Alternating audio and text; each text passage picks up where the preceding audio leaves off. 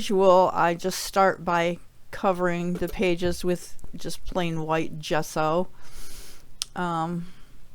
It gives a good ground for the wet media that I'm going to put on top. It helps the paper stand up to all the wetness, and it also prevents the paper from the pages from just instantly absorbing the media that I use. It gives me a little more of a chance to make any alterations that I want to make. So I almost always start with a layer of white gesso.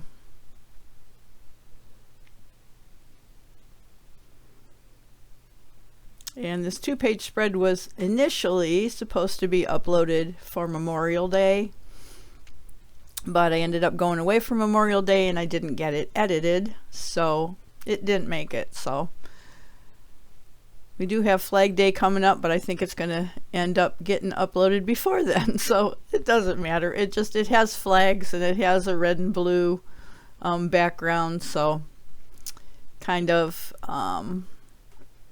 a patriotic sort of looking spread. So I'm starting with some distress paint in Chipped Sapphire and Crackling Campfire. And I quickly realized that I wish I had used a different red. This one is a little bit too kind of orangey, corally color for what I had envisioned, but it's down there, so I went with it. And I just sprayed it with my fine mist spray bottle, just tap water, just to get the colors moving.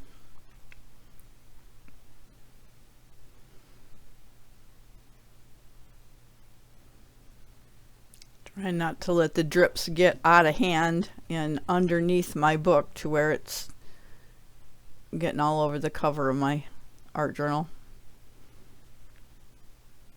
And I accidentally hit that little pile with the baby wipe, and so then I just thought, you know what, maybe I'll just go with it and spread it out a little bit more and then add some texture with the baby wipe. So that's what I ended up doing here.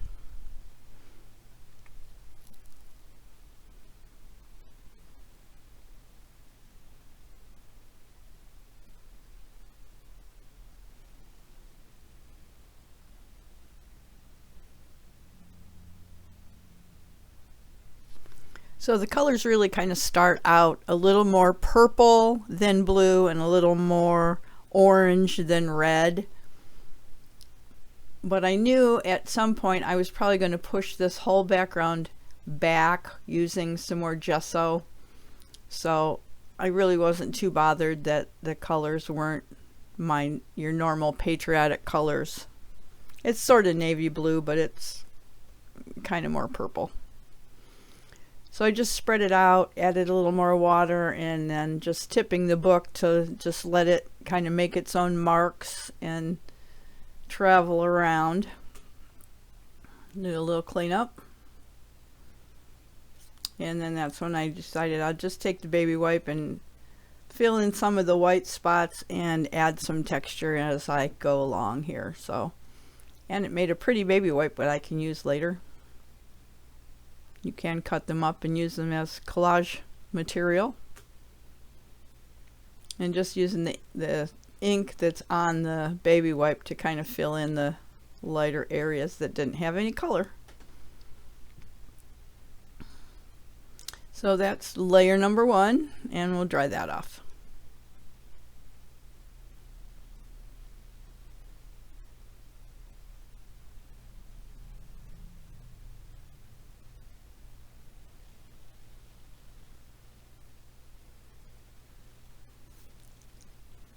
Now I decided to add a little bit of the Broken China, which is a lighter blue, just to get a little more of a blue colorway going, because that Chipped Sapphire was just hitting my eye as being really purple. So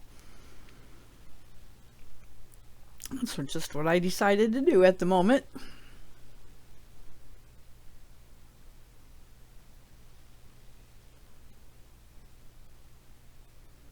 And if you follow me for very long, you know that I I don't pre-plan anything, especially in my journals. I just kind of fly by the seat of my pants and do whatever moves me in the moment. Sometimes it works and sometimes it doesn't. And when it doesn't, I just, you know, paint over it until it does. So this was just kind of one of those, oh, it's way too purple, let me grab this blue. It kind of helps just to kind of bring that more of a blue colorway in. So then once that was all dry, I just auditioned a bunch of papers out of my stash and kind of made 4 little collage bundles or whatever, sections around the edges with the different papers. And so I'm just putting them down with some matte medium here, and I think I sped this up.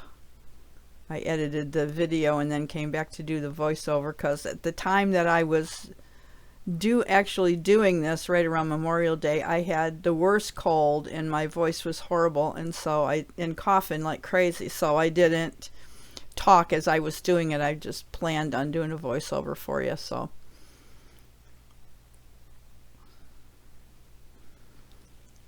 that's what I'm doing here in the beginning. Then at the end of the video that I just finished it, I did the talking because I'm feeling better. So anyways, just putting these papers down with the matte medium. And there are some like pieces of a glassine envelope that you can sort of see it. They're kind of green. There's a piece on each corner. So then I wanted to push everything back with gesso, but I didn't.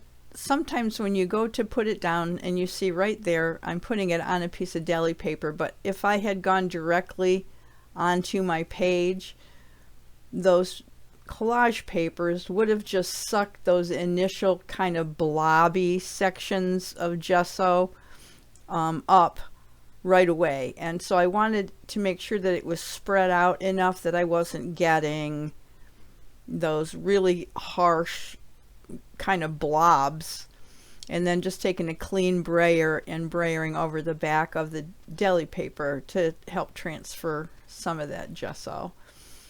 And it's just, it goes on softer. Sorry about my head there. It goes on softer and less intense. You don't get those blobs, for a better word. Like when you first put the brayer down, you get areas of gesso that are just way heavier than what I wanted anyway. So that's why I did it with the deli paper. It worked pretty well. Deli paper's not quite as big as my pages, so then you'll see I kind of come back around the edges and add a little bit here and there where I want it.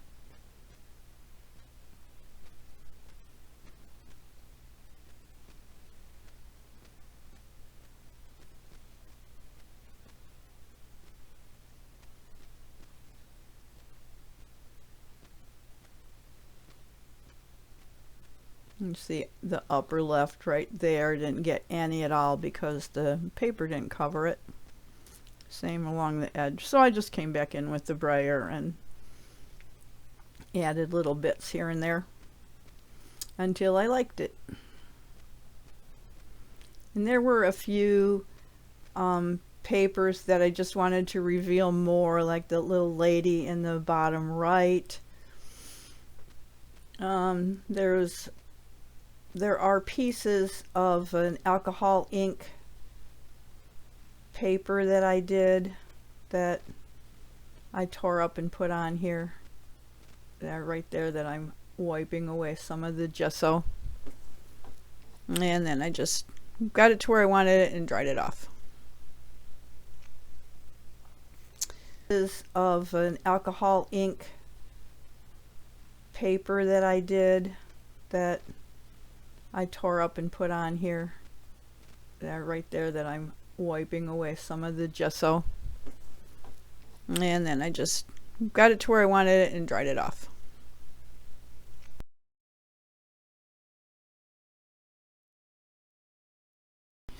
So I had printed out just on my inkjet printer that flag and put it down the center. I think you can see where I split it so that it wasn't the paper wasn't spanning the middle, because that thin printer paper has a tendency to just buckle if you try to glue it down over the crease of the book there. So anyways, I split it, and then I put the paper dolls down just with that Yoo-Hoo glue stick, and I had used some archival ink to just colorize bits and parts of those paper dolls to just kind of go with the colorway better. And then took my Stabilo all pencil and just kind of added shadows on the right hand sides of the paper dolls. And I like to spread the Stabilo out with matte medium because it moves it out just as well as water does, but it also makes the Stabilo pencil permanent so that I can use water media over top of this, and the Stabilo all will not move anymore once the matte medium is dry. So I like doing that instead of activating the Stabilo with water. It works exactly the same, it's just in the end the Stabilo is permanent.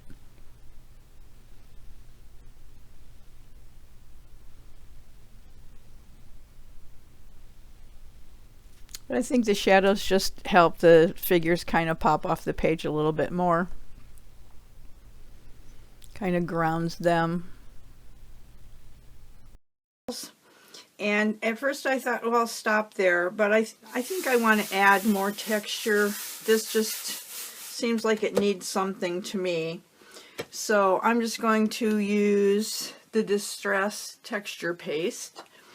And this stencil by Studio Light, this one is Mask MB03, and I'm going to just put some of this on here and there randomly. Hopefully it will dry quickly and I can finish this video up and get it loaded for you guys.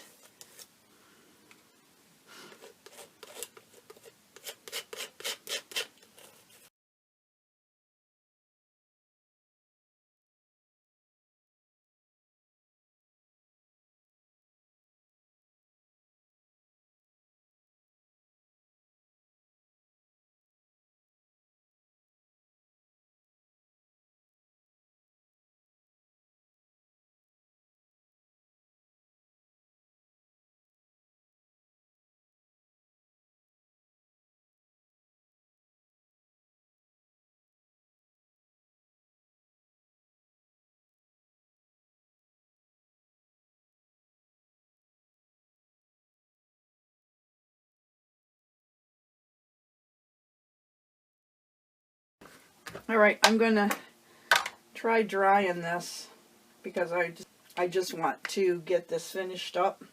So it might not even crackle. I think it's maybe supposed to dry, air dry on its own without any heat. So let's see what happens. It doesn't specifically say on this one not to heat it. It just says allow paste to dry and crackle. So I'm going to allow it to dry and crackle under heat.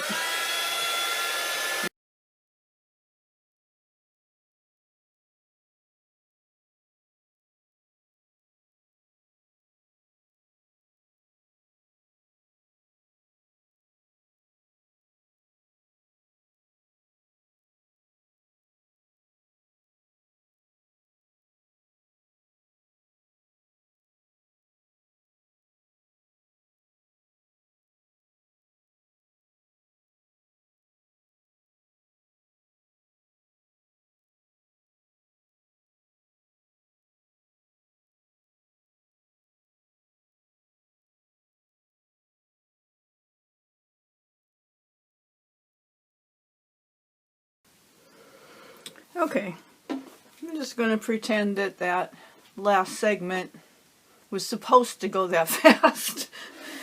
In reality, I hit the time-lapse button instead of the video button, but that's okay, because basically all I did once the crackle paste was dry, and I did get crackles, was to just go over it with the Distress Spray Stain in Faded Jeans.